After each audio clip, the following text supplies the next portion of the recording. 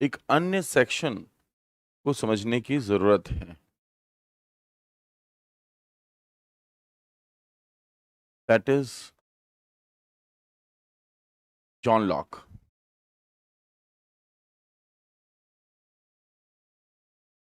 There are few thinkers, आपके पास अगर समय बने तो आप ऐसे लोगों को थोड़ा सा पढ़ लें जब भी समय मिले, जैसे John Locke, Herbert Spencer, Rousseau. ये उस परिवर्तन को, उस चेंज को दर्शाते हैं जो कि इनके अलावा कोई इसकी बात नहीं करता, और ये उस कनेक्शन को बनाते हैं, या कहें कि एक डाइवर्ज वे ऑफ साइकोलॉजी को दर्शाते हैं। तो अगर हम इनको पढ़ लेते हैं, इनके बारे में अगर थोड़ा सा देख लेते हैं, तो हमारी जो ओवरऑल जो अप्रोच है उसमें एक परिवर्तन आता है। जॉन लॉक, जो कि एक बहुत हद तक आप एक पॉलिटिकल फिलोसोफर के रूप में देखते हैं, और पॉलिटिकल फिलोसोफर के रूप में उन्होंने बहुत सारी फिलोसफीज दी, जिसमें कि खास करके उन्होंने फ्रीडम के बारे में लिखा। जब वो फ्रीडम के बारे में लिख रहे हैं, या जब वो राइट्स के बारे में, राइट्स मतलब राइट नहीं, मतलब मैं दंगों की बात नहीं कर रहा, मैं अधिकारों की बात कर रहा हूं। और जब वो नेचुरल राइट की या हमारे इंडिविजुअल राइट्स की बात करते हैं, तो वो इसे बहुत ब्यूटीफुली समझाने की कोशिश करते हैं कि हमारे इस प्रकृति में हम जब पैदा हुए हैं तो हम सब फ्री पैदा हुए। ठीक है ना? हम सब कैसे फ्री पैदा हुए हैं? फ्री पैदा हुए हैं। और हमारी जो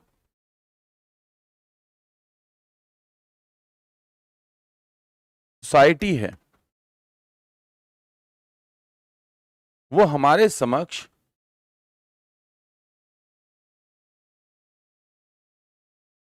एक्सपीरियंस प्रस्तुत करती है, जिसकी हम कल बात कर रहे थे, एक्सपीरियंस की।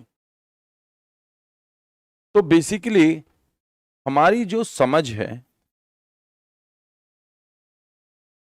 वो बहुत हद तक इंपीरिकल है।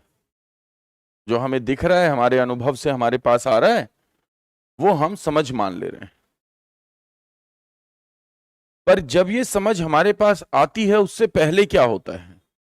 तो उससे पहले जो ये व्यक्ति है, ये जो बालक है, ये होता है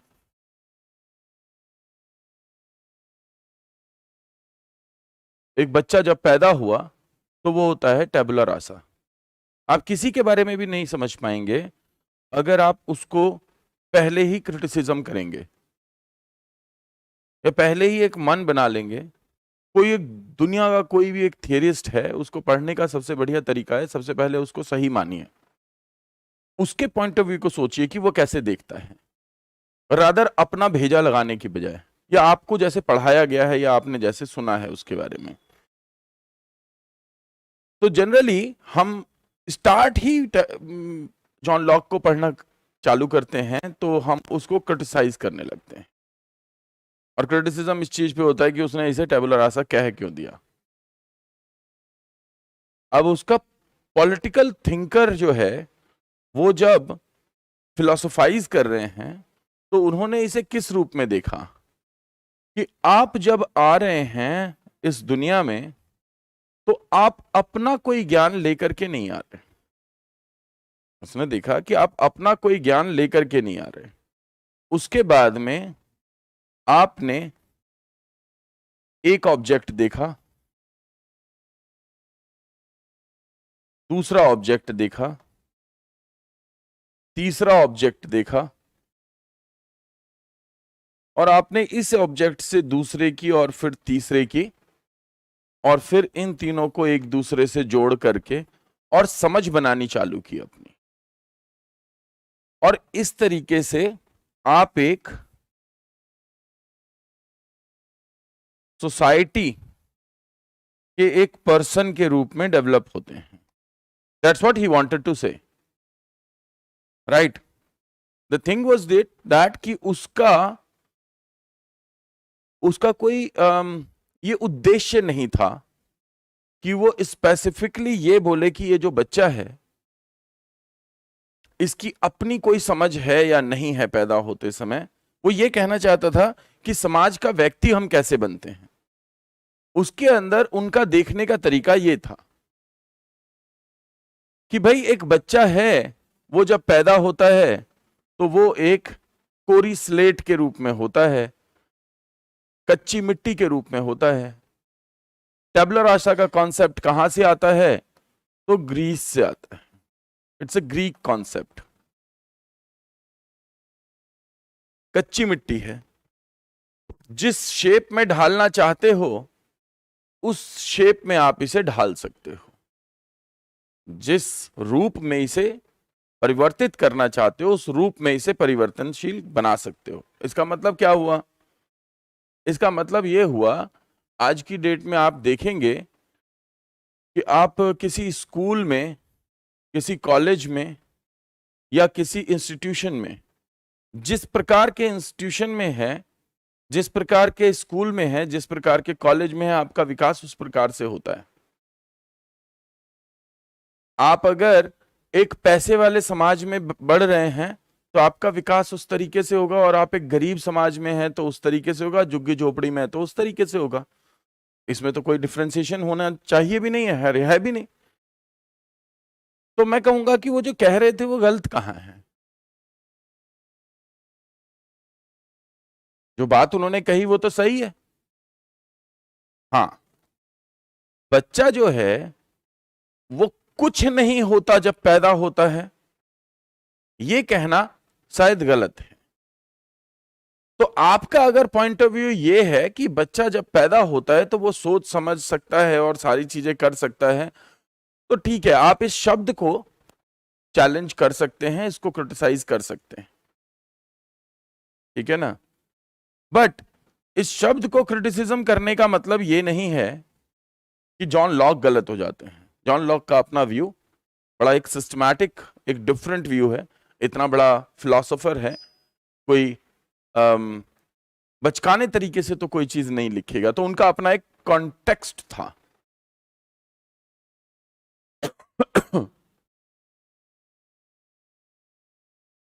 जी, नेट के लिए ही चल रही है दोस्तों। फर्स्ट चैप्टर जो आप पढ़ते हैं वो है नेट का।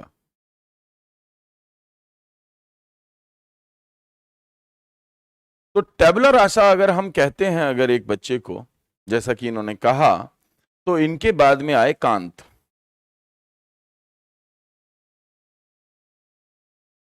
इमैनुअल कांत, रजनीकांत नहीं। And what he said that बच्चा जो होता है उसके अंदर एक इन्नेट वे ऑफ थिंकिंग होता है।